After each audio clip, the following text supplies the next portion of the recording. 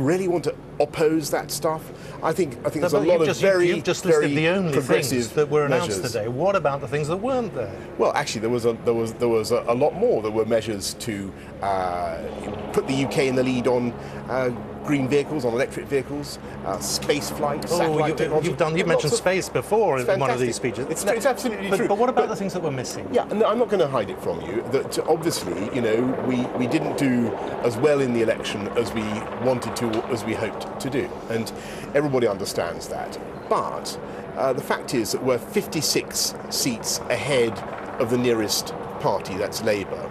So we have a duty to go on. Theresa May has a duty, which she takes very seriously, to go on and to try to deliver the priorities of the people.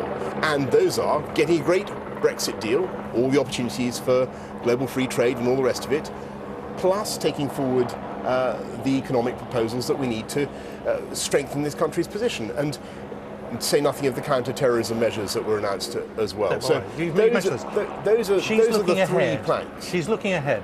Does she need to look around and look what's going on behind her back? What's going on? You know what? I knew, of course, people will want to talk about this sort of stuff, but genuinely, I mean, there's 2 points.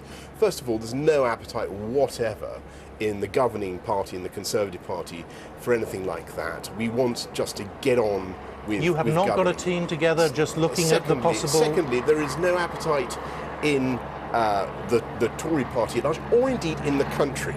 And it's the country that really matters. I think the country, let's face it, we've had the general election of 2015, then we had the referendum 2016, then we had, as Brenda from Bristol said, another election. I think people have had it with political shenanigans and electioneering. So I hope they'll look at that Queen's speech fairly. I think they'll see a lot of good things that they will like and that are interesting, that can help take the country forward. Trouble is, you've got form in terms of getting a team together, getting ready to mount a leadership bid. Didn't work the first time. And when you talk about the country, are we talking about the country where you go to a pub on a Saturday night and say meet Sir Michael Fallon? A lot of people saying, "What on earth is going on?" No, genuinely, and you can talk to any of us in the Tory party. We are united behind it, getting through this period, getting a great Queen's speech bill, through, and then trying to get the bills forward. Now, I think the question is really for Labour.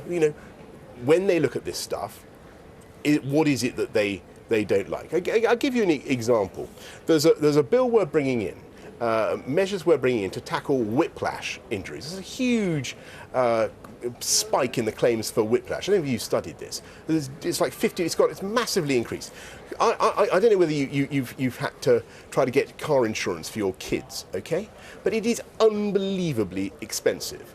And the reason it's unbelievably expensive, this might actually be interesting for our viewers, unlike a lot of this, but the reason it's unbelievably expensive is because there are all these bogus claims for whiplash. Please, can I finish? This affects a minuscule number of people. What, people who get motor car insurance? What about...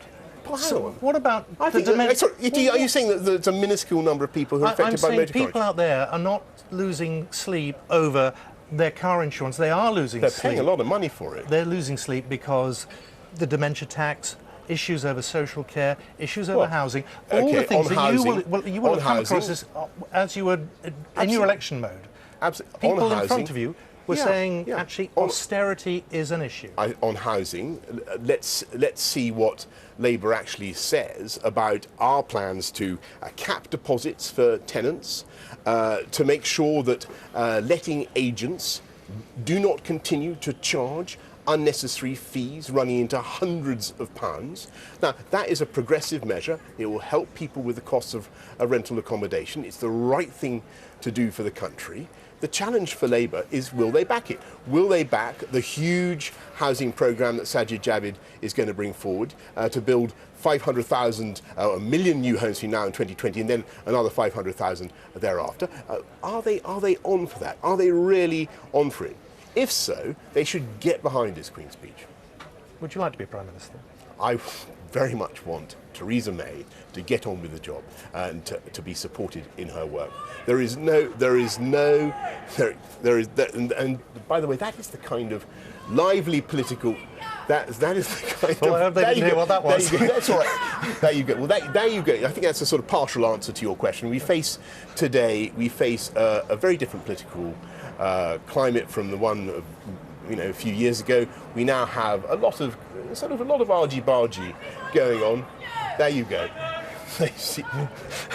I got one supporter there, but you've got, if I may say so, you've got a lot of people who I think are being egged on, whipped up by momentum, Corbynista activists of one kind or another to take a very direct approach. And I do, I think it's great in some ways, but I think that the abuse and the name calling and all that sort of, I can soak it up. I love it.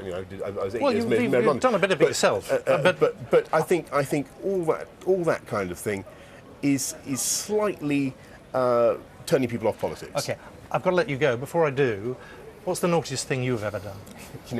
It would be invidious as between the various naughty things I have done to nominate any particular one, and now is certainly not the moment to do it. Perhaps another time. I think highly unlikely, but anyway, good luck with that one. Thank you very much, Boris Johnson. Yes, well, you will have heard some shouting from the street. In fact, there are some